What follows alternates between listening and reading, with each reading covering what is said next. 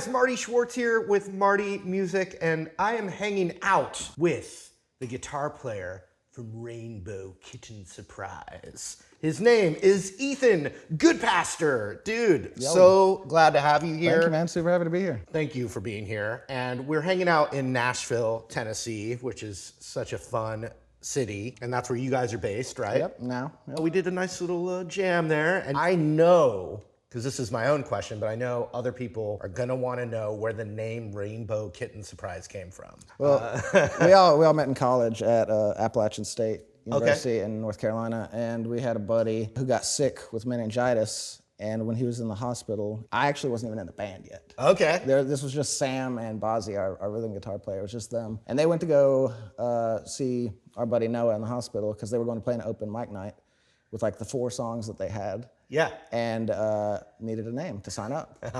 And so in his pain medicine-induced haze, he told them Rainbow Kitten Surprise, and they said, okay. And it stuck. Yeah. Couldn't get away from it. No, we thought about changing it like early in. Right.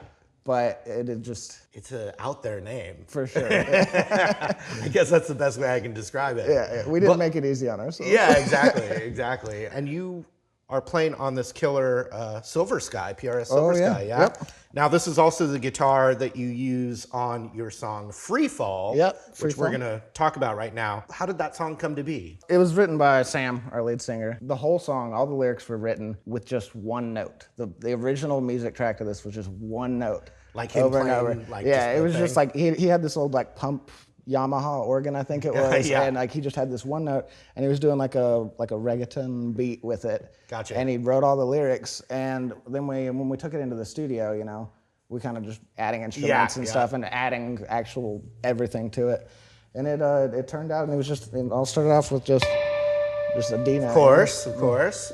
Can't go wrong with the harmonic there. The beginning of the song, you know, it's really a vocal-driven song. Yes. It's just that harmonic over and over, like every 4 beats, you know, it's just doing that. Yep. And then we come in with just a simple chord progression. Very simple, it's just 2 notes each time. All right. And it just starts like that, and it builds up the entire song until like the very end of the song, which is just like a, you know, jammy guitar solo. All right, show me it was 3 different chords?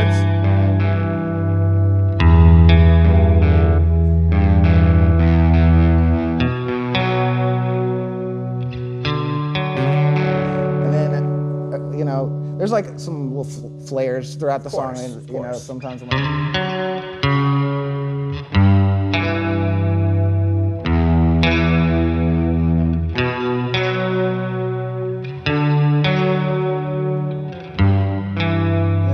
That kind of intensifies to the rest of the song. It kind of speeds up. Yeah, nice. And if you want, you can do that. Okay.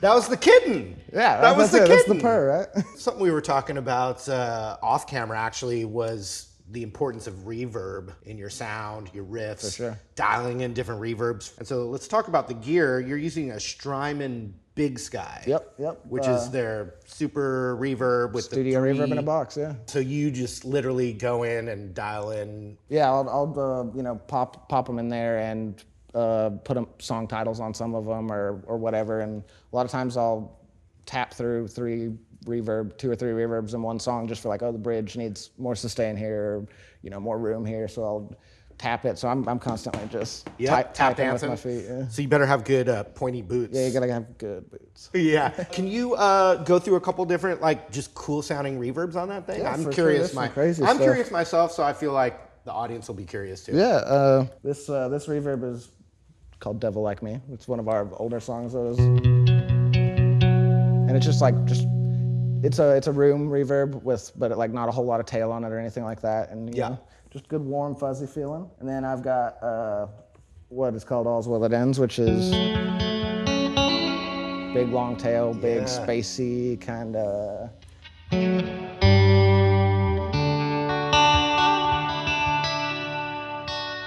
Shiny kind of.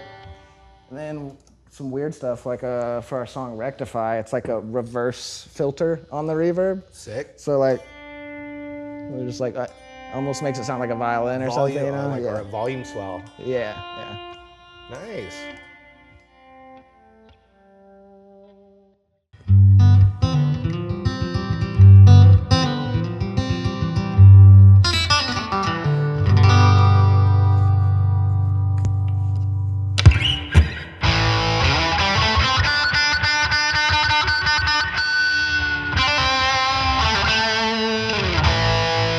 So yeah, she can do a lot of sounds. Wow, yeah, right. Do you think the sound hole makes a difference? Yeah, I mean, it's for sure unique, tiny, and like, you know, a lot of times with regular acoustics on stage or something, I'll use a plug on it, a cover, right. And I've never had problems with this guy feedback. Yeah, because that's not like that. a standard size, it's smaller, huh? Yeah, and it's like unplugged. It sounds really good still.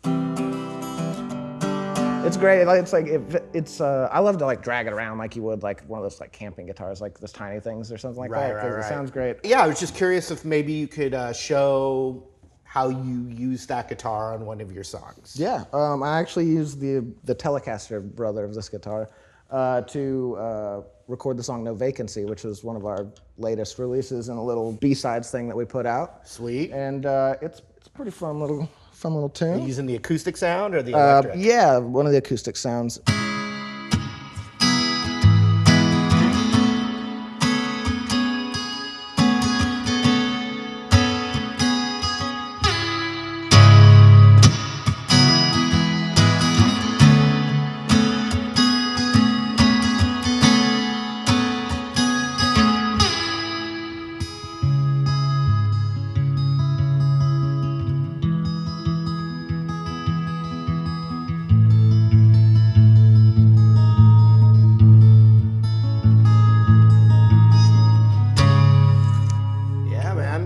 Doing some really creative stuff, like taking standard chords but then tweaking them. Yeah, you do that a lot. Yeah, just little. Yeah, that was just really little nice. Halfway things, little flourishes. So is that just like one of your like creative modes? You sit and take some regular chords and just start moving your fingers around, and then something grabs your ear. Honestly, that's how I like learned guitar. I learned by ear. I would like put a CD on my stereo, lock myself in my bedroom until I figured out what I thought was how to play that song or whatever, you know? So what was the first song you ever learned? The first like song I wanted to learn that wasn't like something that my guitar teacher taught me, like that was a bluegrass song or something, was Good Riddance by Green Day. And I am like 98% sure that I watched one of your really old videos from like over a decade ago. Wow, excellent, man. That's so cool. Yeah. I mean, the coolest thing is, I'm sure whenever I shot that video, I was not realizing that anyone was gonna watch it. Yeah, it's like the start of YouTube.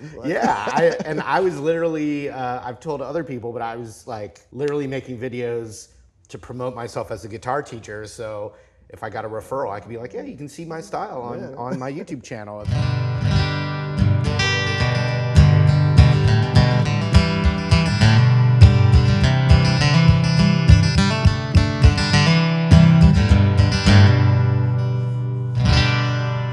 Yeah, so what do we have here? So this is my Loudon F25C. Loudon? Yes. Where are they from? Ireland, I believe, handmade in Ireland. I don't see a lot of these around, but my buddy Jeremy, who actually, I grew up in rural North Carolina, so bluegrass was all the rage. I was in like a bluegrass after-school jam program. As one does in North Carolina. He, taught me, attempted to teach me flat picking and things like that. And when I graduated from high school, he gave me this guitar, and he was in like a big gospel band, and they like toured the country, and so he's played hundreds of shows with it, and now it's got a lot of wear on it. You can tell it's pretty beat played up. A lot. Yeah, I had to retire from the road after the past couple tours. Do you use it at home to like write songs and stuff? Yeah, and it's my main thing in the studio too for acoustics and stuff like that, like songs like Moody Orange were recorded on here.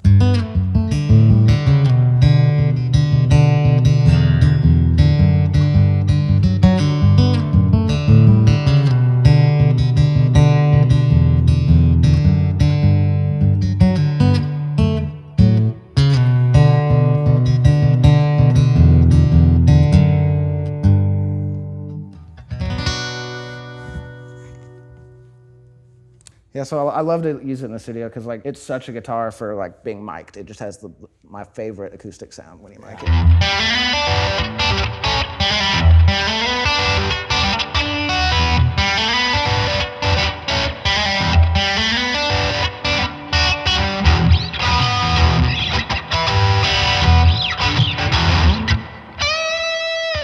Oh, we got the Strat. Yes, sir. So what is it? What Strat is this? This is a 2004 American Deluxe. It's like a 50th anniversary edition, I believe. This was my first like real guitar, like my first like professional level guitar. You know what I mean? Yeah, I do. I traded like a Japanese Telecaster and like a PRS SE, one of the lower level ones, and paid like $1,000. Ah, wow. For this guitar.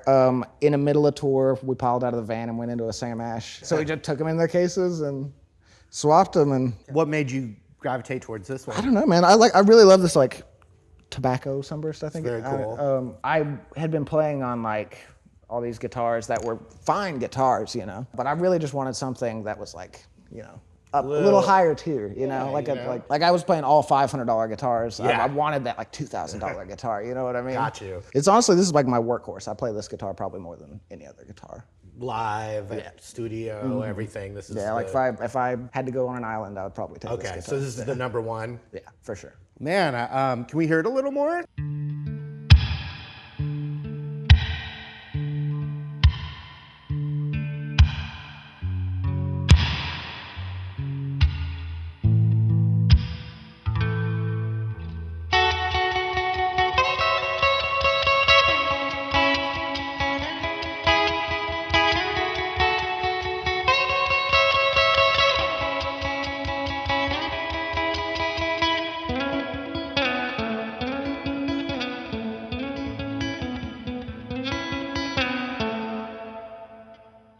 All right, once again, I want to thank Ethan Goodpaster from the amazing band Rainbow Kitten Surprise. You guys have a live album out summer 2021. Yeah, we're super excited. A whole show in its entirety besides one song from another night. We won't advertise that too much, but and will I hear the seamless guitar switches? Oh, yep, all in real time. No chops, no cuts. You might even hear me drop one. Oh, right on. Well, you guys check out Rainbow Kitten Surprise, where music is enjoyed, and check out their live album as well. And we're going to end with a little jam in A. Let's go. Thanks again for hanging out, man. Yeah, thanks for having me. All right.